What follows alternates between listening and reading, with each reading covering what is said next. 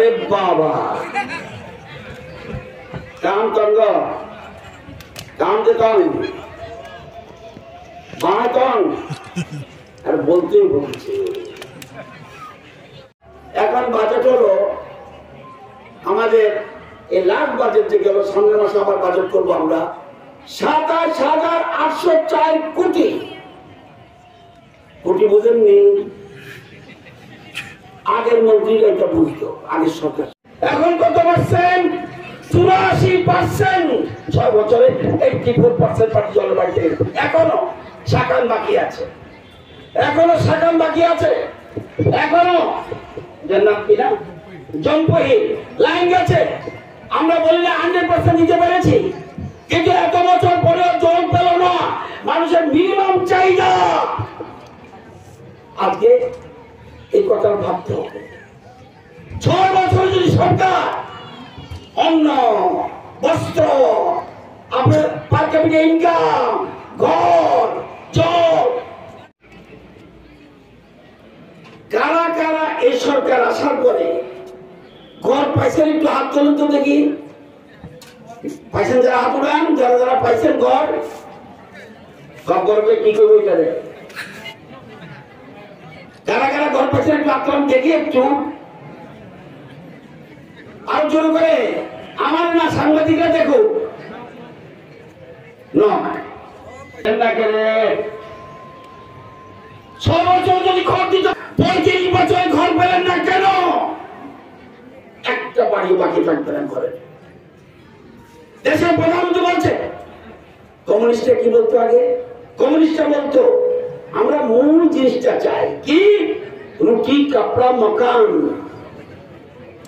মানে আমি যেটা ভাত খাইতাম ভালো কথা আমার একটা ঘর থাকতো আর আমার পরনে কাপড় থাকতো রুটি কাপড়া মকান তাইলে এত বছরে ৩৫ বছর শাসন করার পরেও কেন ঘর দিতে পারলো না ৩৫ বছর কত ঘরের স্মৃতি করেছে ৮২,০০০ আমরা কত ঘর দিয়েছি ৬ বছরে ৪,৯৩,০০০ কেন দিতে পারলো না ৬ বছর যদি মোদীজি ৬ বছর যদি আমাদের রাজ্য সরকার ৪,৯৩,০০০ ঘর দিতে পারে কেন দিতে পারলো না কারা কারা মাগনা চাল পান মাগনা মাইরুম আতুরান তো দেখি একটু ফ্রি চাল কারা কারা মানে আতুরান ৫ কেজি করে ফ্রি চাল আমরা পান না না তাহলে এটা বুঝুন কেন হলো না এটা বুঝার দরকার আছে কারণ কেন এত আতঙ্ক আমাদের চাল চাইতেছে না পৃথিবীতে আসেনি পৃথিবীতে কোন দেশে ৫ কেজি করে ফ্রি চাল পৃথিবীর কোথাও দেশে নাই এটার নাম ইন্ডিয়া এটার নাম ভারতীয় জনতা পার্টি সরকার আরে বাবা এনা বলছে মূল চাহিদা পানীয় জল দিতে পারলো না কেন এএম জ্ঞানের উপরে দেশের প্রধানমন্ত্রী সবচেয়ে বেশি গুরুত্ব দিচ্ছে জ্ঞান মানে জি মানে গরিব এ অন্নদাতা কৃষক ওয়াই যুবক এন নারী প্রধানমন্ত্রী বলছে যদি ৪টা জাতিকে আমি উঠে তুলতে পারি কারা গরিব যুবক অন্নদাতা এবং মহিলা তাহলে আমি ভারতকে এক ভারত শ্রেষ্ঠ ভারত বানাতে পারবো এটাকে সামনে নিয়ে আমার সরকার এগোচ্ছে ভাবতে হবে আবার জম্পুতে কম দশটাতেও কম দরকার ১৬,০০০ উৎপাদন ৯,০০০ এখন আজকে প্রতিজ্ঞা করতে হবে কোন জায়গা খালি রাখবেন না যদি আপনার জায়গা ধান না হয় অন্য ফসল করেন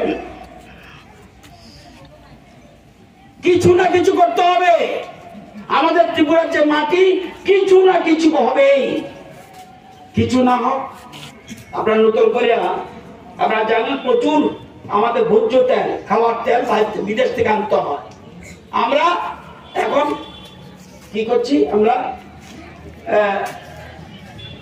আমাদের তেলের জন্য পাম অয়েল, আমরা পাম অয়েল, অন্য কিছু না হোক পাম অয়েল, কিচ্ছু না হোক কাগজ গাছ হতো। কাগজ গাছ হলে কিছু পরিশ্রম লাগেনি, আমি নিজে লাগাইছি, আমি জানি। জায়গা খালি রাখবেন না, এটা আমার অনুরোধ। আত্মনির্ভর হইতে হইব। আপনি দেখবেন আমি লালজুরির থেকে আইছি, আমারে 5 কেজি চাল দেন না, 75 মানুষ দেবো না, আমি দিতে পারতাম না। তখন খাবেন কি? দিল্লি থেকে রেশন বন্ধ করলো, ধরে নিলাম, খাবেন কি? তো নিজের বাচ্চা নিজের উদ্ধার করতেন তো চেষ্টা করছে, আমাদের সরকার চেষ্টা করছে। আপনারা আপনাদের কপাল ভাগ্য ভালো, আপনাদের একজন ভালো মন্ত্রী পাইছেন, এলাকার প্রতিনিধি পাইছেন, আমি ধন্যবাদ জানাই। কারণ যে কোনো সময় যায়, শুধু আমার প্রচার করবে কি দিবেন, আমার প্রচার করবে কি দিবেন, আমার মানুষের এই অসুবিধা, সে প্রত্যেক সময় কিছু না কিছু একটা ডিমান্ড করে এলাকার জন্য। আমি চাই সত্যিকারে এই ধরনের জনপ্রতি হওয়া উচিত, এবং কোনো না কোনো বিষয়, যে কোনো সমস্যা সে রেজ করে। আমরা জানেন আজকা কারা কারা কৃষি কাজ করেন না, হাত করেন তো দেখি। না না, কথা অন্য কথা কম কর। কারা কারা কৃষি কাজ করেন না একটু হাত তোলেন। কিছু আমি তুলছি, আমি কৃষি কাজ করি না। 1 জন 2 জন 3 জন 4 জন কৃষি কাজ করেন না। তো আজকে ভাত খাইছেন নি? ভাত খাইছেন নি? তাহলে ভাত খাওয়ার পূর্বে যদি আপনি খেয়ে থাকেন, তবে একজন কৃষককে ধন্যবাদ জানাবেন, কারণ এই খাবারটা তাদের জন্য আপনি খেতে পেরেছেন।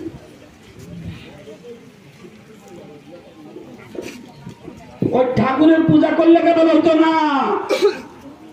রবীন্দ্রনাথ ঠাকুর বলছে, মন্দিরে কেন বসে বসস? ওইখানে ভগবান নাই।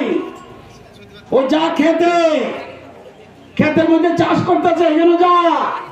রাস্তার কাজ করতেছে, মানুষ এর কাছে যা, এখানে যাইয়া তুই দেখবি এদের কাছে ভগবান।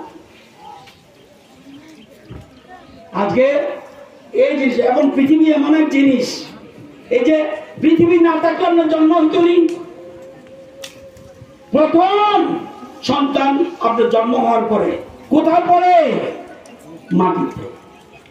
এই মাটি, এই জন্য আমরা ভারত মাতা বলি, এই জন্য আমরা ভারত মাতা ভাবতে হবে জিনিসগুলি। আমরা ত্রিপুরাকে যথেষ্টভাবে এগিয়ে নেওয়ার চেষ্টা করছি। আমরা বলি নাই সবকিছু দিচ্ছি, কিন্তু আমরা 6 বছরে যে ডেভেলপমেন্ট করেছি, আমার 55 বছর রাজনীতি করি, 55 বছর, 32 বছর ধরে বিধানসভায়, আমি 6 বছরে এত ডেভেলপমেন্ট কোন সরকারের সময় আমি জীবনে দেখিনি। এটা ভাবতে হবে। তো সবাইকে বলবো, আপনারা জানেন যে গ্রাম হইল আমাদের শক্তি, গ্রাম গরিব কৃষক আমাদের প্রায়োরিটি, কৃষক আমাদের অন্নদাতা। কৃষককে বললে সবটা মস্ত আমল করেন, আমল না করেন, আম গাছ লাগান, আম গাছ না করেন, কাঁঠাল গাছ লাগান, যা ইচ্ছা, কচু গাছ লাগান, যা ইচ্ছা, খালি রাখবেন না। আমি বলি না সব জায়গায় ধান হবে, কিন্তু যেখানে ধান হবে ধান। এবং এখন সিস্টেম কি, এখন মেইন জিনিস কি, আমাদের কৃষি দপ্তর কি চাইছে? সব চাইতে কি দরকার? বীজ, ইম্পর্টেন্ট বীজ। বীজ যদি খারাপ হয়, আপনি যতই ভালো করেন কিচ্ছু লাভ হবে না।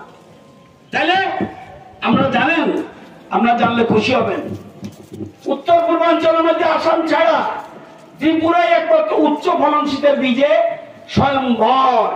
অর্থাৎ যদ্দূর বীজ দরকার তদ্দূর আমার থেকে বেশি, এর থেকে বেশি আমরা উৎপাদন করি।